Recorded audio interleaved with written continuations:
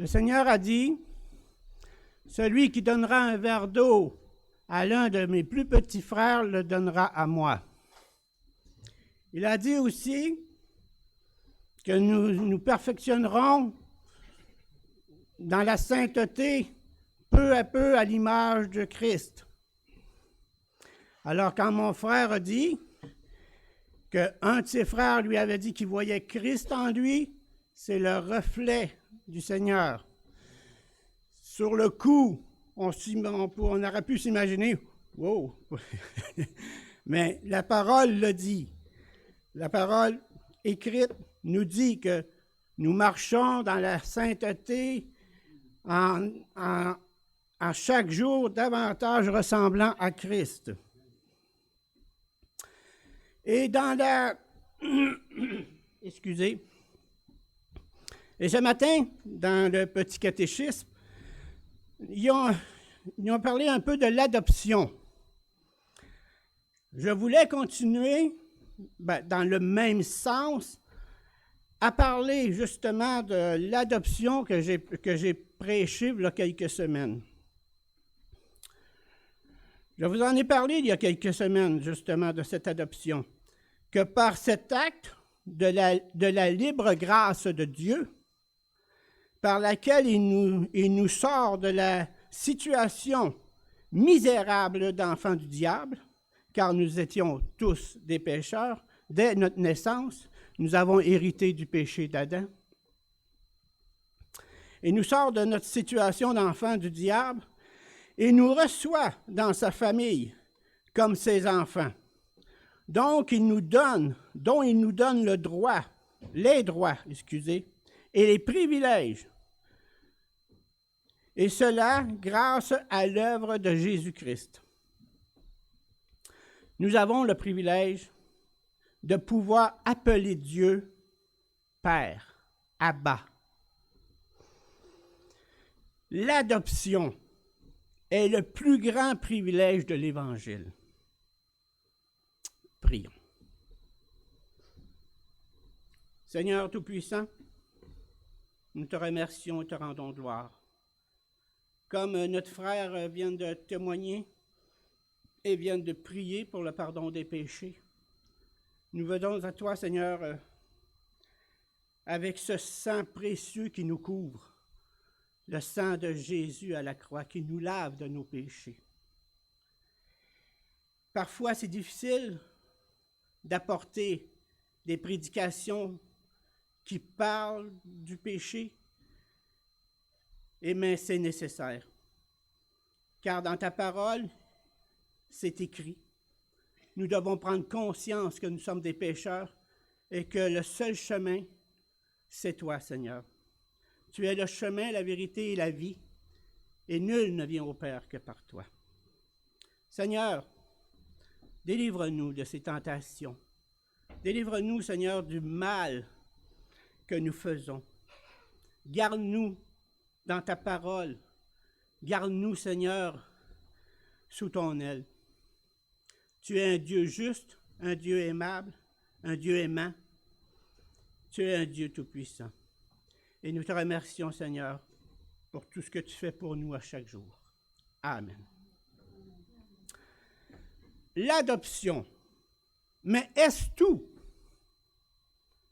Est-ce tout l'adoption? Non, car ça comprend une quantité de choses merveilleuses pour les sauver, pour les adopter. Mais pour les non-élus, ça comprend une vengeance, une colère terrible. C'est ce que nous allons voir ce matin. Ce matin, nous allons brièvement toucher deux manières du jugement de Dieu. Nous ferons la distinction entre le jugement de vengeance, qui est un jugement, croyez-moi, qui va venir, et le jugement de correction pour ses enfants. Nous appellerons donc, en général, toute punition par le mot du jugement. Donc, nous ferons deux espèces de jugement, comme je l'ai dit tantôt, ou catégories, si vous aimez mieux. La première sera le jugement de vengeance. Par le jugement de vengeance, le Seigneur punit ses ennemis de telle sorte qu'il démontre sa colère contre eux pour les perdre, les détruire, les réduire à néant. Il y a donc vengeance, car la colère fait partie de ce jugement. Il y a donc vengeance de Dieu quand la punition qu'il envoie est conjointe avec sa colère. Colère terrible. Hein? Ça sera une vengeance, une colère terrible. Je parlais avec mon frère Jacques Pelletier, justement, cette semaine, et on parlait de ce qui s'est passé, l'ouragan, puis que c'est le phénomène de la nature qui se déchaînait, puis que c'est une des ouragans les plus grosses qu'ils ont eu, qui croient, en Floride. Puis c'est arrivé justement sur le sujet, si la création nous fait trembler, imaginez mais que le Créateur se lève. Il y en a qui vont mourir de peur. La parole nous dit qu'il y en a qui vont mourir de peur tellement que ça va être terrible. Donc, nous retrouvons dans la parole ces quelques versets qui appuient cette vérité. Le psaume 94, 11 nous dit ceci. Psaume 94, 11.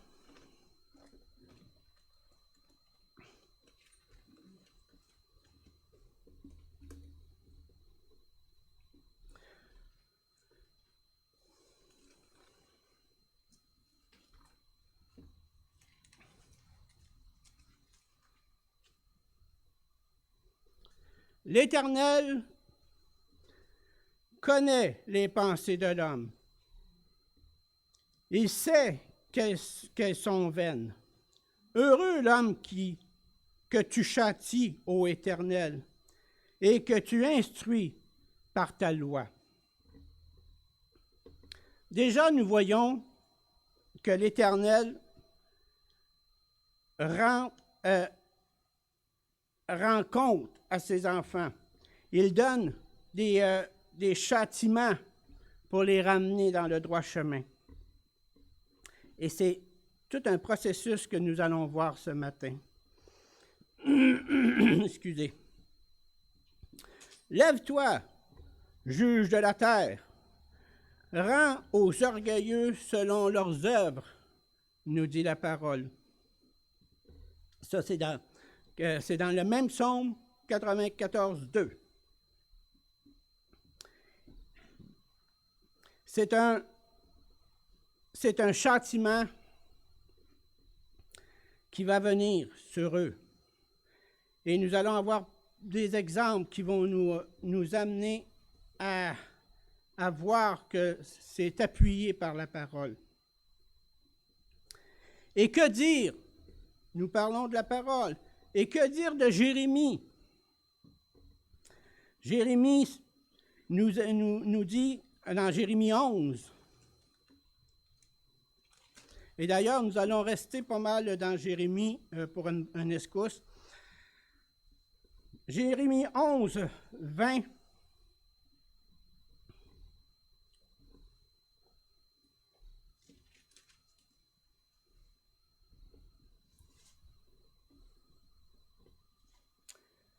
Mais l'Éternel des armées est un juste juge, qui sonde les reins et les cœurs. Je verrai ta vengeance exercée contre eux, car c'est à toi que je confie ma cause.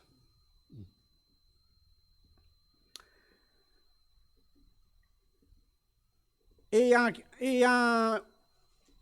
au chapitre 17, verset 1, il nous dit ceci.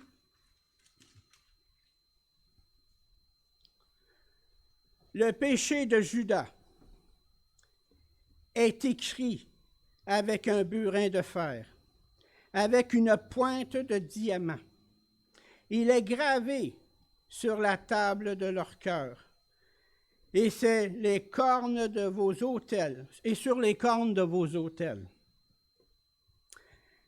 Tellement ancré dans ce peuple qu'il a été gravé, pas seulement qu'avec le burin, mais avec la pointe de diamant. Vous savez qu'il y a juste un diamant qui peut découper un diamant. Hein? C'est le matériau le plus dur qu'on trouve. Imaginez, gravé par un burin avec une pointe de diamant. Le péché est vraiment ancré en eux. Nous sommes, d'ailleurs, nous le reconnaissons, nous sommes tous des pécheurs. Le Seigneur touche ceux qu'il aime, mais il y en a qui l'accepteront jamais dans leur cœur, qui le recevront jamais. Et c'est le peuple judéen marchait dans ce sens. Le péché de Judas. Les raisons du jugement se poursuivent. Si nous lisons plus loin, le jugement se poursuit. L'idolâtrie, la confiance en l'homme, l'accumulation de richesses par des voies malhonnêtes. Tout cela fait de l'homme dépravé un homme déchu. Le burin de fer qui est mentionné, c'était avec ce genre d'outil qu'on gravait le nom des idoles. Excusez. Le nom des idoles sur les cornes des autels. Donc, ils élevaient des autels à un autre Dieu que le Dieu éternel, l'Éternel lui-même. Ils s'étaient enfoncés dans leur péché. Le péché de Judas était permanent, comme gravé en eux. Les Judéens étaient remplis de ces péchés. Et ils allaient aux autels adorer d'autres dieux que Dieu. Jérémie 23, 20.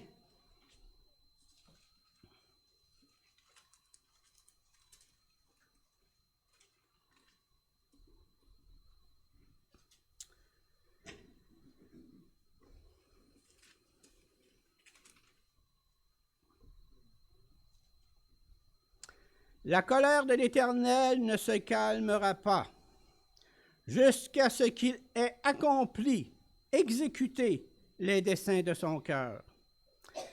Vous le comprendrez dans la suite des temps.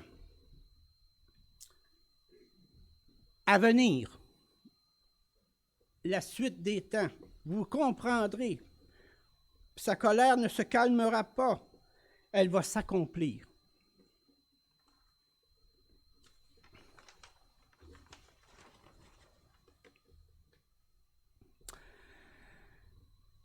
Les Judéens n'écoutaient pas, mais le jour viendra où le jugement tombera.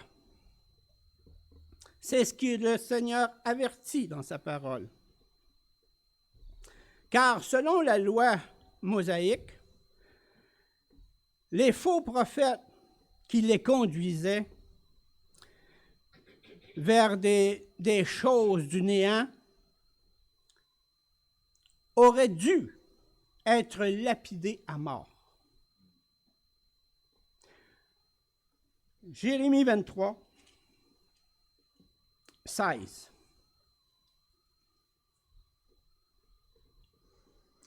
Ainsi parle l'Éternel des armées. N'écoutez pas les paroles des prophètes qui vous prophétisent Ils vous entraînent à des choses de néant. Ils disent des visions de leur cœur et non ce qui vient de la bouche de l'Éternel. Je vous ai dit souvent, frères et sœurs, je vous le répète, si vous venez qu'à voir que je ne m'appuie pas sur la parole pour vous enseigner, faites-moi plaisir, jetez-moi dehors. Faites-moi plaisir. Ça va vous préserver, puis ça va me préserver moi aussi. Car en vous enseignant, le Seigneur dit qu'on va être jugé plus sévèrement que ceux qui écoutent. Alors, faites-moi cette grâce.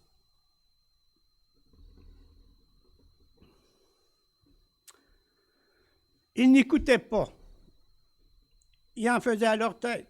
Ils suivaient les faux prophètes qui leur annonçaient des mensonges. Donc, il y aura un jour de vengeance et de colère. Romains 12, 19.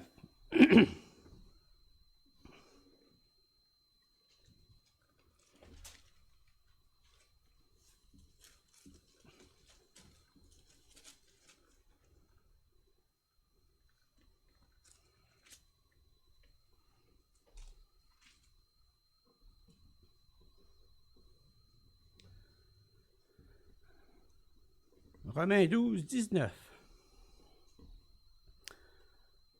Ne vous vengez point, vous-même, bien-aimés, mais laissez agir la colère, car il est écrit, « À moi la vengeance, à moi la rétribution, dit le Seigneur. » La colère attire la colère. L'amour la calme et même ramène le frère qui peut être en colère. Le Seigneur nous dit de laisser la vengeance à lui. C'est lui qui va régler toutes choses. Nous ayons de l'amour les uns pour les autres et pratiquons la charité. Frères et sœurs, la colère de Dieu, ce n'est pas un accès impulsif de colère, dû à un caprice de Dieu. Non, car le Seigneur est juste, il ne change point. Ça ne peut pas être un caprice. Ça ne peut pas être un caprice de Dieu.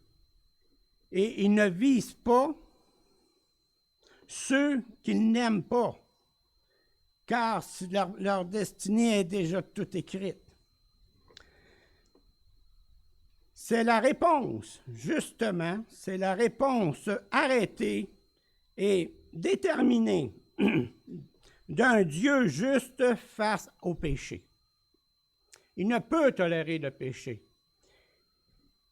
car c'est un Dieu saint, 3 fois saint. Romains 9, 22.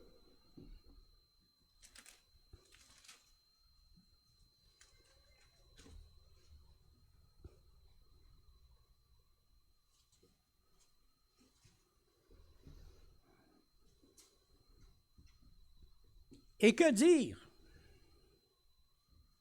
Si Dieu voulant montrer sa colère et faire reconnaître sa puissance, a supporté avec une grande patience des vases de colère formés pour la perdition. C'est écrit. Tous ne seront pas sauvés. Tous ne rentreront pas dans la Nouvelle Jérusalem. Il nous l'a indiqué. On doit prêcher. On doit apporter le plan du salut. Mais ceux qui nous rejettent le Seigneur. Et la conséquence, qu'ils vont subir sera terrible. Je parlais à un homme de ma famille hier, avant-hier. Il me disait que c'est plus facile de faire le mal que faire le bien. Je lui disais, oui, c'est vrai. Ben, il disait d'abord, il disait, pourquoi se priver de la joie? Ben, j'ai dit, c'est que c'est la récompense après. J'ai dit, si tu fais le bien, si tu fais le bien selon la parole, puis tu crois au Seigneur, j'ai dit, ta récompense, c'est la vie éternelle. Mais si tu restes dans le mal, puis que tu aimes faire le mal, alors ta récompense, ça va être la colère de Dieu.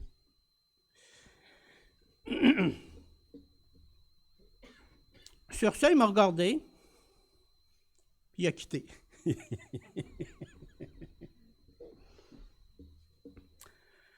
Le monde ne veut pas entendre parler d'un Dieu vengeur, d'un Dieu de justice. Il va entendre parler d'un Dieu d'amour, d'un Dieu qui comprend, qui est compréhensif. Lorsque vous parlez à quelqu'un d'un Dieu qui est compréhensif, un Dieu qui aime tout le monde, il vous écoute. Lorsque vous leur parlez de Jésus-Christ, là, vous l'accusez. Là, vous l'accusez. Alors, le Seigneur remplit les cœurs de ceux qui lui appartiennent. Et je remercie que dans cette Église, dans cette assemblée, nous avons des dons merveilleux. Ceux qui peuvent apporter la parole, ceux qui peuvent aller faire de l'évangélisation, ceux qui s'occupent de frères et de sœurs. Ce sont tous des dons que le Seigneur nous a donnés et qu'on doit mettre en pratique. Pas les mettre en pratique, c'est désobéir. Et désobéir, c'est péché. Et voilà. Je reviens à mon texte. Romains 9, 22, excusez, qui nous parle qu'il va y avoir justement un jour de vengeance, car il y a des vases de colère préparés pour ce jour. Mais retournons en Jérémie 25. Je vous l'ai dit qu'on était pour aller souvent dans Jérémie. Retournons dans Jérémie 25. C'est bien, ça nous fait découvrir notre parole, notre Bible, hein? Savoir où est Jérémie, où est Isaïe, où est Luc, où est Marc. Eux, vous le savez davantage. Le Nouveau Testament, je sais que vous le savez davantage, mais lorsqu'on rentre dans l'Ancien Testament, c'est moins facile de se rappeler. Surtout quand on ne va pas dans comme Amos,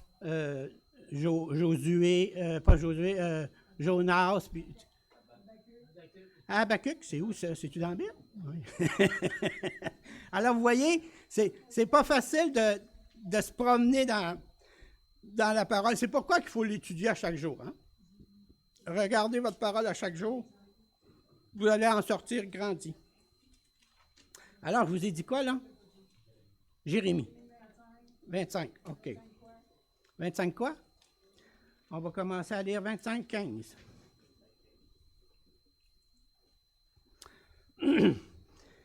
Alors, retournons en Jérémie 25, 15 et 16 qu'on va lire sous le titre « Jugement sur toutes les nations ».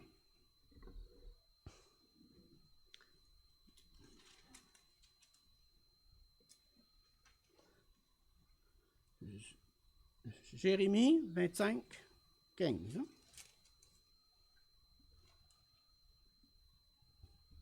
Car ainsi ma parole, car ainsi m'a parlé l'Éternel, le Dieu d'Israël. Prends de ma main cette coupe, remplie du vin de ma colère, et fais-la boire à toutes les nations vers lesquelles je t'enverrai. Ils boiront, et ils chancelleront, et seront comme fous à la vue du glaive que j'enverrai au milieu d'eux. Je vous parlais tantôt que ce jour de jugement va être si terrible qu'il y en a qui vont mourir de peur, qui vont être vraiment tellement effrayés qu'ils vont en tomber, qu'ils vont mourir. D'ailleurs, je ne sais si c'est vrai, je ne sais pas si je devrais vous dire, mais selon ce que j'ai vu, est-ce que c'est toujours exact, ça, qu'est-ce qu'on regarde sur Facebook puis ces choses-là? Là? Non? Ouais. Je vais vous le partager,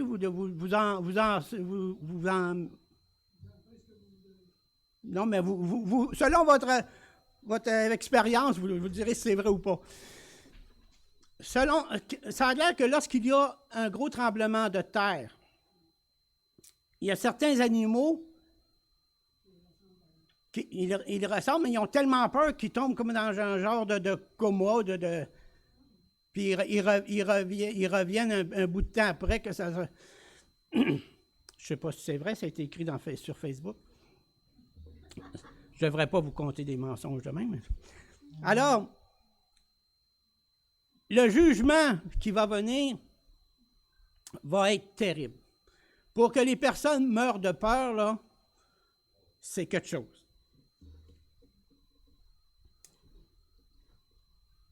Et le Seigneur avertit, nous donne des indices dans sa parole. Il faut écouter. Il faut comprendre avec le cœur ce qu'il nous dit. Car ainsi m'a parlé l'Éternel, comme nous a dit le prophète, le Dieu d'Israël. Prends de ma main cette coupe, la coupe de colère. Et d'ailleurs, nous allons prendre la Sainte tantôt. Nous aurions dû boire cette coupe de colère, nous aussi. C'est le Seigneur qui l'a bu à notre place. Nous buvons quoi? Une coupe de grâce. Imaginez, nous buvons une coupe de grâce parce que le Seigneur a pris sur ses épaules nos péchés. Il a été jusqu'à la croix et il a bu la coupe de la colère de Dieu. Nous aurions dû, nous, la subir. Quel amour! Hein? Quel amour pour nous! C'est merveilleux. Il y a des fois, j'ai plus de mots. Souvent, c'est plus sage de se taire que de parler. Mais quand je pense à des choses comme ça, j'ai plus de mots. Qu'est-ce que tu veux rajouter à ça? Mais parfois aussi, je me fâche. Eh oui, je suis un homme. Je suis encore dans ce corps de chair, de péché. Quand on parle du Seigneur à quelqu'un puis qui ne comprend pas, qui ne veut pas comprendre, puis qui... Ça me fâche. Je me dis, on t'apporte le salut. Le Seigneur se fait connaître par sa parole à toi, puis tu le rejettes. Avant, ça me fâchait beaucoup. Même j'écœurais le monde avec ça. Mais maintenant, avec un petit peu plus de sagesse, je me suis dit, c'est le Seigneur. Hein? Si c'est un de ses élus, la parole va faire son chemin en lui, puis ça va l'emmener au Seigneur, malgré que c'est le Seigneur qui se fait connaître en premier à lui.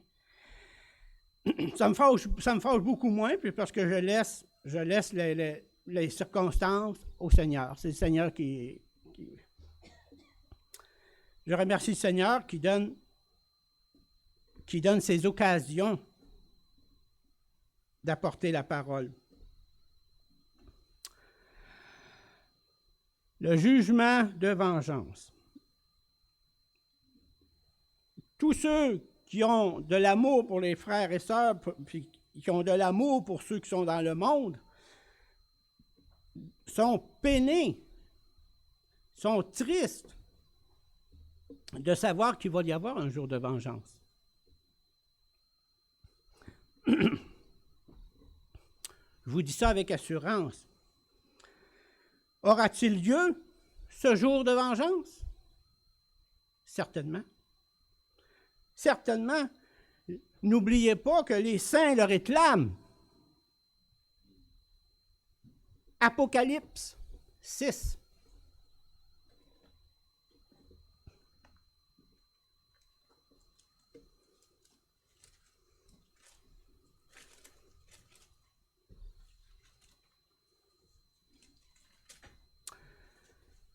Apocalypse 6, 10.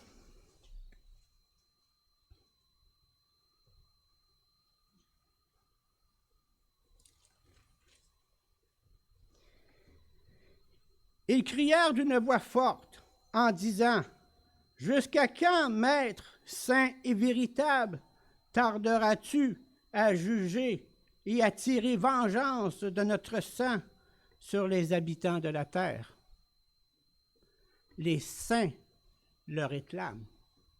Ils réclament ce jour. Alors, va-t-il arriver? Certainement qu'il va arriver. Devons-nous trembler? Non. Car ce jour, c'est pas pour nous, c'est pas pour nous ce jour. C'est pas pour les élus, c'est pas pour les adoptés de Dieu. C'est pour ceux qui n'ont pas voulu recevoir le Seigneur. Nous trouvons dans Apocalypse 14, 10.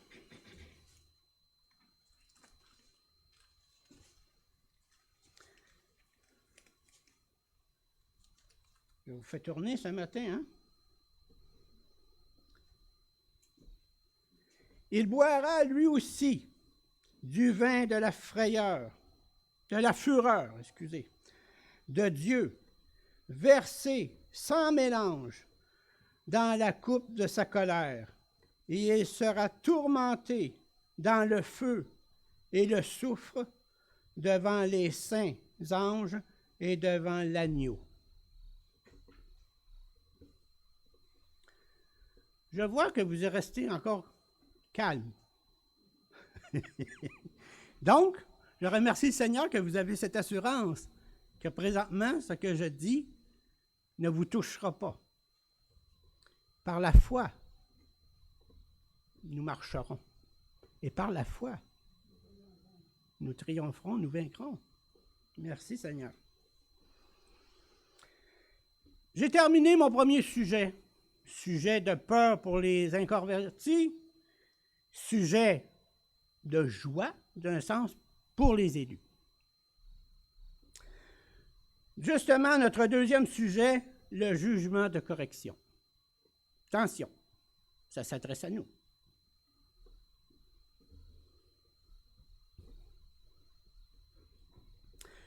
Ce jugement s'adresse à tous ceux qui font partie de la famille de Dieu, qui ont été adoptés, car par le jugement de correction, Dieu ne punit pas autant qu'il est courroucé. Oh, quel mot! Courroucé. Un mot que l'on n'entend plus, même dans nos églises aujourd'hui. Vous vous posez des questions. C'est pourtant simple, pourquoi qu'on ne l'entend plus. Je vais vous l'expliquer. C'est un mot que l'on n'entend plus parce que c'est un mot qui signifie mettre en colère. Ça vient du mot courroux. Lorsque dans la parole, il y a, je pense que c'est à 4 ou 5 endroits qui parlent du courroux de Dieu. Ça met Dieu en colère. C'est c'est démontré de la colère de Dieu. D'ailleurs, dans le psaume 90, 11, il nous dit ceci. Qui prend garde à la force de ta colère et à ton courroux, selon la crainte qui t'est due?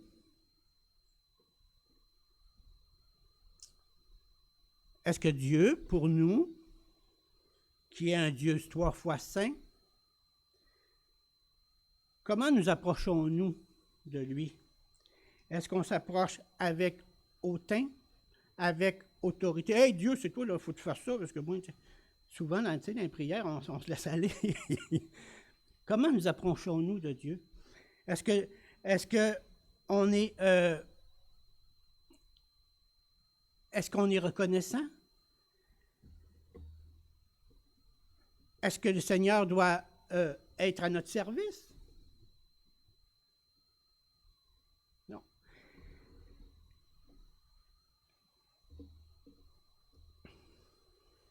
Selon la crainte qui t'est due, approchons-nous avec tremblement d'un Dieu 3 fois saint.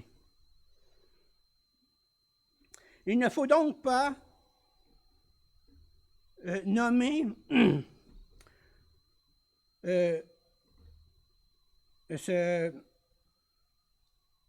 excusez, j'ai un blanc. Il ne faut donc pas nommer ce jugement vengeance, car il ne châtie point pour perdre ou confondre ses enfants. Bien au contraire. Pourtant, on ne doit pas parler promptement ou nommer le mot vengeance, mais admonition. Hein, un autre mot, admonition. ce qui signifie avertissement paternel, hein, avertissement parental. C'est un avertissement solennel d'un parent qui nous ramène dans la bonne voie. C'est une remontrance, mais non une remontrance qui appuie sur le péché, mais une remontrance qui appuie sur l'amour, sur la bonté, la fidélité. Car l'un appartient à un juge, le jour de vengeance arrivera, l'autre à un père. Il est écrit en Hébreux 12, 4 à 9. Hébreux 12, 4 à 9.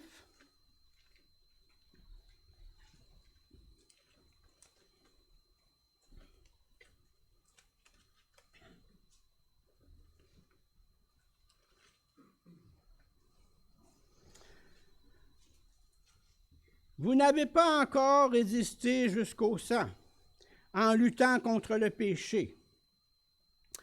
Et vous avez oublié l'exhortation qui vous est adressée comme à des fils. Mon fils, ne méprise pas le châtiment du Seigneur et ne perds pas courage lorsqu'il te reprend, car le Seigneur châtie celui qu'il aime. Et il frappe de la verge tous ceux qu'il reconnaît pour ses fils. Supportez le châtiment, c'est comme des fils que Dieu vous traite. Car quel est le fils qu'un père ne châtie pas? Mais si vous êtes exempt du châtiment auquel tous ont part, vous êtes donc des enfants illégitimes et non des fils. D'ailleurs, puisque nos pères, selon la chair, nous ont châtiés et que nous les avons respectés, ne devons-nous pas, à bien plus forte raison, nous soumettre au Père des esprits pour avoir la vie? Continuons encore 2 versets. Nos pères nous châtiaient pour peu de jours, comme ils le trouvaient bon. Mais Dieu nous châtie pour notre bien, afin que nous participions à sa sainteté. Il est vrai que tout châtiment semble d'abord un sujet de tristesse et non de joie, mais il produit plus tard pour ceux qui ont été ainsi exercés un fruit paisible de justice. Voyez-vous, nous avons part au châtiment parce que nous sommes des fils et des filles de Dieu. Nous avons été adoptés. Si quelqu'un vous dit qu'il n'a jamais été passé par ces châtiments, posons-nous la question. Si vous avez comme pour père le Dieu Tout-Puissant et que vous n'avez jamais été repris, alors vous êtes déjà super saint.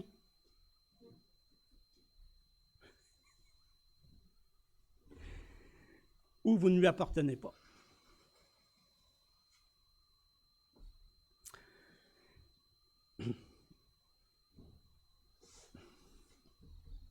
Dieu nous reprend et nous châtie pour notre bien.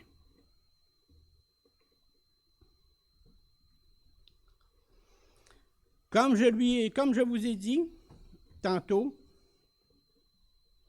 Dieu afflige les... Excusez. Dieu afflige ses fils et ses filles pour les ramener dans le droit chemin. Le serviteur est puni à cause qu'il a péché. Donc, il recevant ce qu'il a mérité, le Fils est châtié d'une discipline aimante. Le châtiment est fait au Fils pour l'amener et le conduire en bonne voie. Le serviteur reçoit ce qu'il a mérité parce que le maître est indigné contre lui. Dieu afflige les impies par colère, mais les fidèles par amour. Voyons l'exemple de l'Écriture. 2 Samuel 12. Vous connaissez tous cette histoire, j'en suis sûr. Car plusieurs fois on y fait référence. Nous allons parler du péché de David. 2 Samuel 12. Alors que David avait péché, vous vous souvenez un peu de l'histoire, c'est après avoir vu Bathsheba, au lieu de se détourner, il a convoité, et sa convoitise l'a mené au péché. Même, plus loin encore, il s'est arrangé, vu qu'il était roi, il avait une certaine autorité, il s'est arrangé pour que le mari de Bathsheba, Uri, soit c'est ça. Oui. Alors, il est repris. Il est repris par le prophète Samuel. C'est dans le chapitre 12. Nous allons lire ensemble, 12, aller jusqu'à 15. 12, 1 à 15. Excusez si des fois c'est que dans ma tête, ça va plus vite que dans ma parole. Tirez-en pas trop des conclusions, là. Alors, ça porte le titre « La brebis du pauvre et le repentir de David ». L'Éternel envoya Nathan vers David. C'est vrai, c'était le prophète Nathan. Là. Moi, j'ai dit Samuel tantôt, hein, excusez. L'Éternel envoya Nathan vers David, et Nathan vint à lui. Et il lui dit, « Il y avait dans une ville 2 hommes, l'un riche et l'autre pauvre. Le riche avait des brebis et des bœufs en très grand nombre. Le pauvre n'avait rien du tout, qu'une petite brebis qu'il avait achetée. Il la nourrissait et elle grandissait chez lui avec ses enfants. Elle mangeait de son pain, buvait de sa coupe, dormait sur son sein, et il la regardait comme sa fille. Un voyageur arriva chez l'homme riche, et le riche n'a pas voulu toucher à ses brebis ou à ses bœufs pour préparer un repas au voyageur qui était venu chez lui. Il a pris la brebis du pauvre et l'a apprêtée pour l'homme qui était venu chez lui. Alors, la colère de David s'enflamma violemment contre cet homme. Et il dit à Nathan, « L'Éternel est vivant. L'homme qui a fait cela mérite la mort. Et il rendra 4 brebis pour avoir commis cette action et pour avoir été sans pitié. » Et Nathan dit à David, « Tu es cet homme. C'est toi. » À ce moment-ci, là, imaginez que David vienne de prononcer sur lui un jugement vraiment très dur, là. Cet homme doit mourir, alors qu'il ne savait pas que c'était sur lui-même qu'il prononçait ce jugement. Cet homme doit mourir, puis il doit rembourser. Mais quand Nathan lui a dit, « Tu es cet homme », qu'est-ce qu'a fait David? Aussitôt. « Ainsi parle l'Éternel, le Dieu d'Israël, je t'ai oint pour roi sur l'Israël, et je t'ai délivré de la main de Saül. Je t'ai mis en position de la maison de ton maître. J'ai placé dans ton sein les femmes de ton maître, et je t'ai donné la maison d'Israël et de Juda. Et si cela eût été peu, j'y aurais encore ajouté. Pourquoi donc as-tu méprisé la parole de l'Éternel en faisant ce qui est mal à ses yeux? » Rappelez-vous de Joseph lorsqu'il fut tenté. Qu'est-ce qu'il a dit? Il a dit, quand il s'est sauvé, il a dit, commettrai-je un si grand péché devant mon Père, devant Dieu? Il savait que s'il pécherait, que ça irait très loin. Tu as frappé de l'épée Uri. Le Hétien, c'est le mari de Bathsheba. Tu as pris sa femme pour en faire ta femme. Et lui, tu l'as tué par l'épée des fils d'Ammon. Maintenant, l'épée ne s'éloignera jamais de ta maison parce que tu m'as méprisé et parce que tu as pris la femme d'Uri, le Hétien, pour en faire ta femme. À partir de maintenant, tout se passe dans le péché. Il n'était pas marié avec Bathsheba. Ils ont couché ensemble. Vous savez l'histoire. À partir de cet acte, ils ont eu un enfant. Il a tué Uri, qui était un de ses soldats, qui était au service de David et qui écoutait. Le péché nous amènera toujours vers le bas. Ne cherchez pas dans le péché une satisfaction, car lorsque vous allez être, soi-disant, satisfait, vous allez vouloir encore plus. Le péché nous amène toujours vers le bas.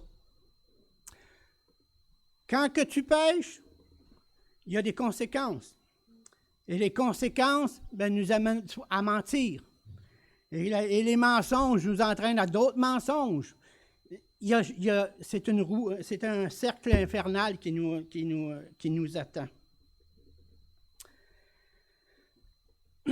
Ainsi parle, on est rendu au verset 11. Ainsi parle l'Éternel, voici, je vais faire sortir de ta maison le malheur contre toi, et je vais prendre sous tes yeux tes propres femmes pour les donner à un autre qui couchera avec elles, avec elle à la vue de ce soleil. Car tu as agi en secret, et moi, je ferai cela en présence de tout Israël et à la face du soleil. David dit à Nathan, « J'ai péché contre l'Éternel. » Et voilà, il se repent. Et Nathan dit à David, « L'Éternel pardonne ton péché. Tu ne mourras point, comme tu l'avais prononcé toi-même sur toi-même. Mais parce que tu as fait blasphémer les ennemis de l'Éternel, en commettant ces actions, le fils qui t'est né mourra. » Et Nathan s'en alla dans sa maison. L'Éternel frappa l'enfant de la femme d'Uri. L'Éternel frappa la femme d'Uri. Voyons, je recommence. L'Éternel frappa l'enfant que la femme d'Uri avait enfanté à David, et il fut dangereusement malade. Et l'on sait qu'il va en mourir. L'enfant va mourir. Voyez la punition, ou pas la punition, ou la conséquence du péché. Et pourtant, Dieu est fidèle et bon, et David le sait.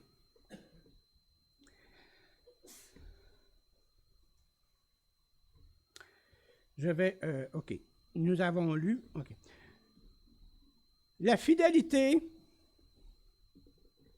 du Seigneur dans cette histoire, si vous lisez la suite, vous allez voir que Dieu garde toujours ses enfants. Dieu le reprend, mais il le reprend toujours avec amour et pour le ramener dans le droit chemin. Comme un père. C'est pourquoi cette correction de Dieu sur David est pour lui un enseignement. Dur, mais un enseignement. Que l'homicide et l'adultère déplaît gravement à Dieu. À cette étape, il est bon, frères et sœurs, de prendre note de 1 Corinthiens 11, 32. Je vais aller un petit peu plus. 1 Corinthiens 11, 32. Ça nous dit ceci.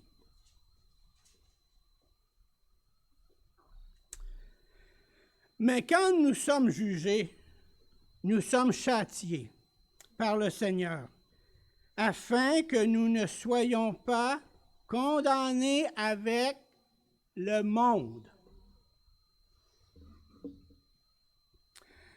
Il nous garde. Il nous garde toujours dans sa présence. Il est une poule qui couvre ses ailes, qui couvre ses enfants. C'est un Dieu fidèle et bon.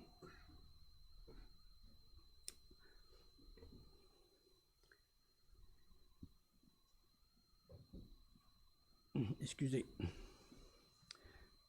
Oui, sa fidélité dure à toujours. Merci Seigneur pour ta grande bonté et ta grande fidélité envers nous. Oui, frères et sœurs, il est nécessaire que les fidèles se munissent de cette pensée. en l'amertume de leur affliction, car voici ce que dit la parole dans 1 Pierre 4, 17. Car c'est le moment où le jugement va commencer par la maison de Dieu.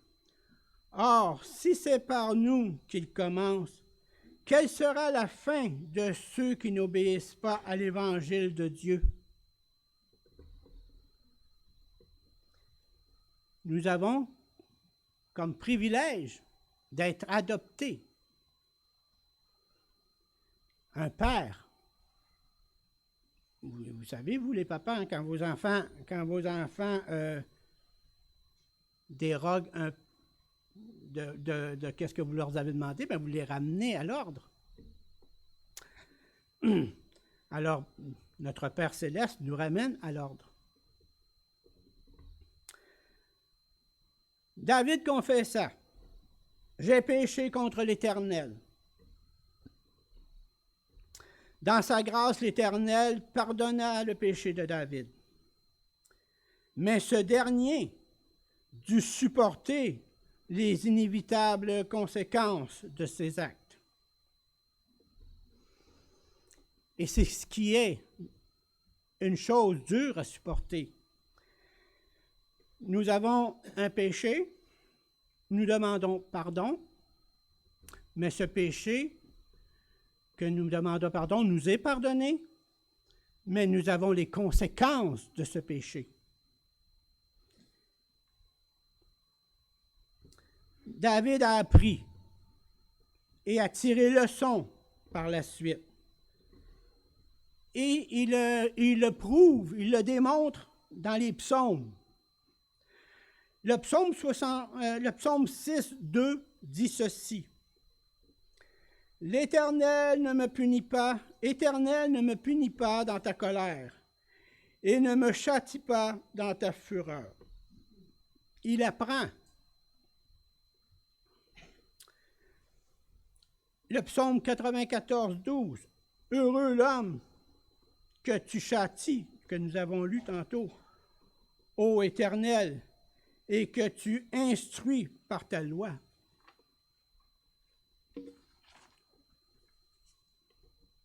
Le psaume 118, 18. « L'Éternel m'a châtié, mais il ne m'a pas livré à la mort. » Psaume 141, 5. Et c'est un que je trouve, quand je l'ai lu, j'ai dit, ah, c'est incroyable, c'est merveilleux ça. « Que le juste me frappe. » David a pris conscience que lorsque l'Éternel le ramène à l'ordre, c'est pour son bien. Que le juste me frappe, c'est une faveur.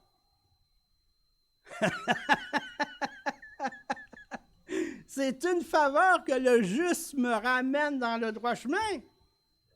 Oui, amen. C'est une faveur. Qu'il me châtie, c'est de l'huile sur ma tête. C'est beau. C'est beau, c'est merveilleux, ce verset-là dans le psaume 141, là, c'est de l'huile sur ma tête. Ma tête ne se détourne... ma tête ne se détournera pas, mais de nouveau, ma prière s'élèvera contre leur méchanceté. Et ça, vous pouvez voir, ça a une référence avec justement 2 Samuel. Si vous allez, on a lu jusqu'au 15, si vous allez un petit peu plus bas, là, vous allez voir, ça a une référence avec ce verset-là. Voici ce que déclare, et nous voyons que notre confession de foi, 1689, est vraiment basée sur la parole. Car voici ce qu'elle nous déclare au chapitre 12. Au chapitre 12, verset 1, voici ce que la confession de foi nous déclare. tous ceux qui sont justifiés, Dieu daigne, en et à cause de son Fils unique Jésus-Christ, les rendre participants de la grâce d'adoption, par laquelle ils sont ajoutés au nombre des enfants de Dieu, et jouissent des libertés et des privilèges que ce titre leur reconnaît. Son nom est mis sur eux. Nous portons le nom de Dieu sur nous. Ils reçoivent l'esprit d'adoption, ont accès au trône de la grâce avec assurance. Comment? Nos prières se rendent jusqu'à Dieu. Nous avons accès. Amen.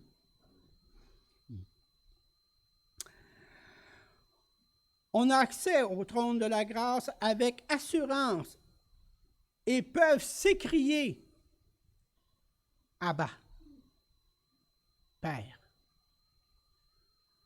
Quel privilège! Ils sont l'objet de la compassion, de la protection, du secours et du châtiment de Dieu. Comme d'un père. Ce châtiment vient comme d'un père et non d'un juge. Sans pourtant être jamais rejetés, car ils sont scellés pour le jour de la rédemption et héritent des promesses en tant qu'héritiers du salut éternel.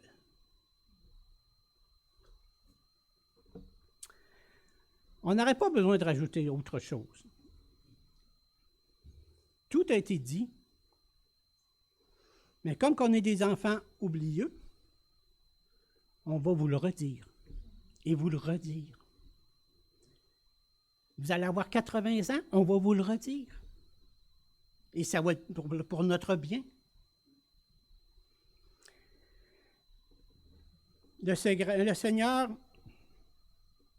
pour nous, fait de grandes choses. À peine mourrait-on pour un juste, alors qu'il est mort pour nous, qu'on était des pécheurs et qu'on le calomniait. C'est un Dieu digne de louange, d'honneur et de gloire. C'est un Dieu tout-puissant. Jérémie 17, et nous allons terminer par ça, parce que nous avons la scène aussi. Jérémie 17, « 14 à 12. 14 à 12. Il a fait l'inverse, là. 12, 14.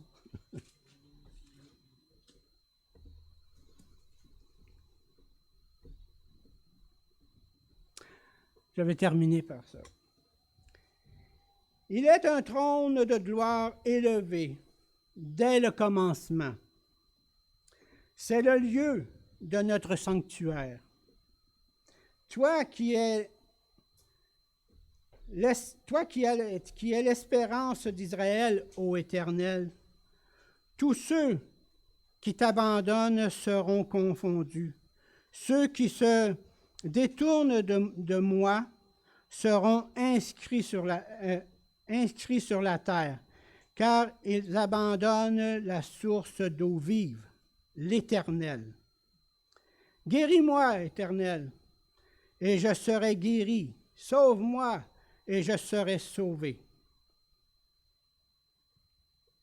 Et je serai sauvé. Car tu es ma gloire. Tu es ma gloire. Amen. Merci, Seigneur. Courbons-nous. Seigneur Tout-Puissant, oui, nous te remercions, te rendons gloire, Seigneur. Tu es digne de louange, d'honneur et de gloire, tu es le Dieu vivant. Et ta parole, Seigneur, nous amène tellement à te connaître, tellement à davantage t'aimer d'un amour sincère. Lorsque nous voyons, entendons, lisons cette vérité, ces vérités dans ta parole, nos cœurs se remplissent de joie, nos cœurs se remplissent d'allégresse, car tu es Dieu. Je te remercie, Seigneur, pour ta vérité. Je te remercie pour ton Esprit Saint qui nous assiste et nous fait découvrir cette belle parole de vérité. Oui, gloire à toi pour tous tes bienfaits, Seigneur. Amen. J'inviterai